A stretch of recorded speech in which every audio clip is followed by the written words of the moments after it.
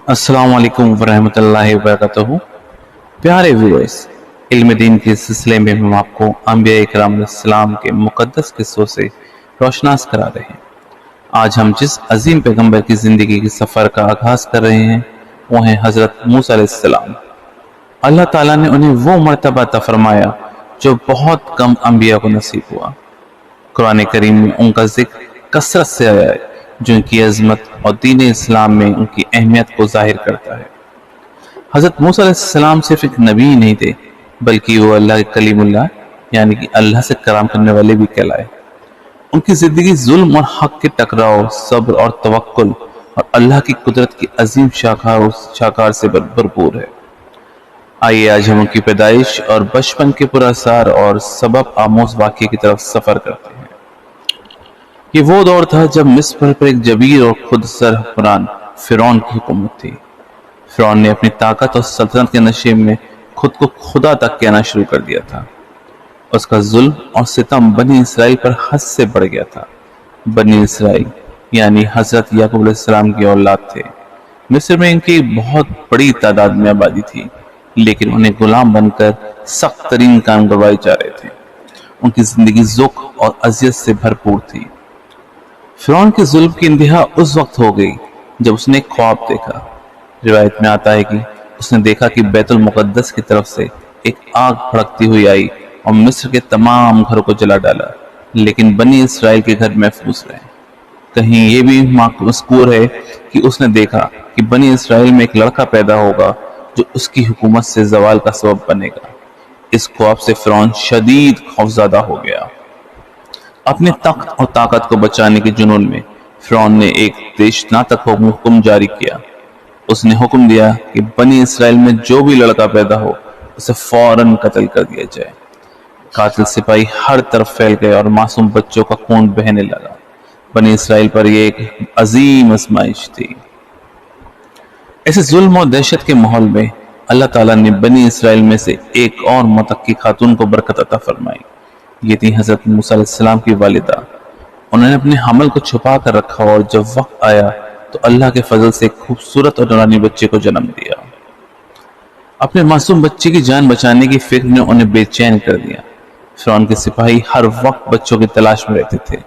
अल्लाह ताला ने उनके दिलों में एक इल्हम डाला। उनको हुक्म दिया कि वो अपने बच्चे को ताबूत यानी एक छोटी संदूक में रखकर उसे दरियाए नील में बह दें। ये हुक्म ज़ाहिरन बहुत ही मुश्किल था, लेकिन ये अल्लाह की तरफ से था जो हर चीज पर कादिर है।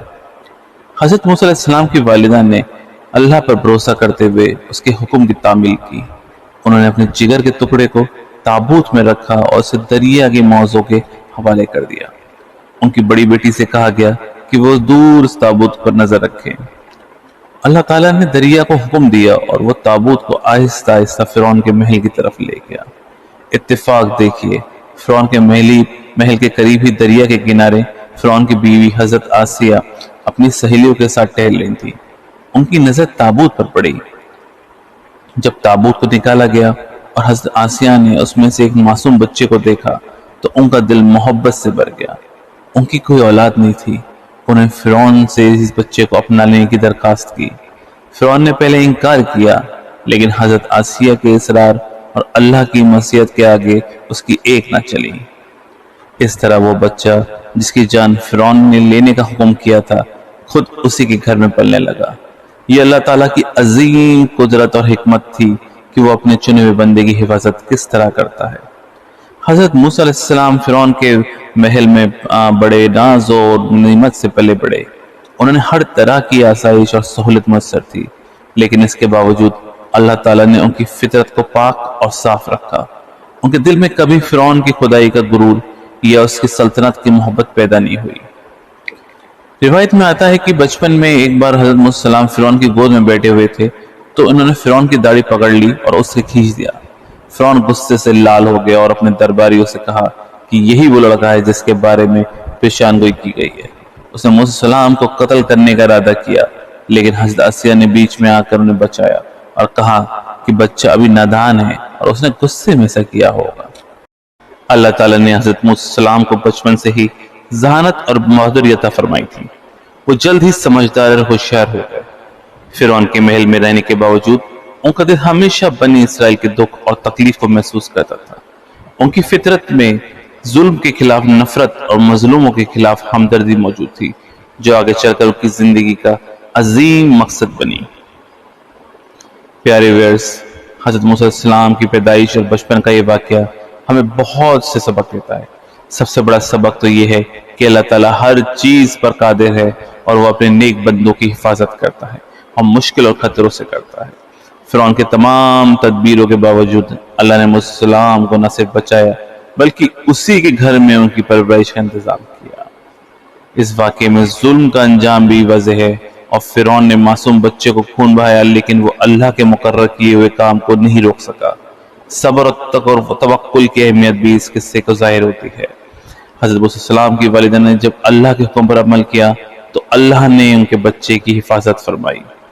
انشاءاللہ اگلے نیکسٹ ایپیسوڈ میں ہم حضرت موسیٰ علیہ السلام کی جوانی اور مصر سے ان کی ہجرت کے بارے میں جانیں گے۔ تب تک کے لیے ہمیں اجازت دیجیے۔ اللہ تعالی ہم سب کو قرآن اور سنت کی روشنی میں زندگی گزارنے کی توفیق عطا فرمائے۔ السلام علیکم ورحمۃ اللہ وبرکاتہ۔ اگر ویڈیو اچھا لگا ہو تو چینل کو لائک اور سبسکرائب ضرور کیجیے گا۔ اللہ حافظ۔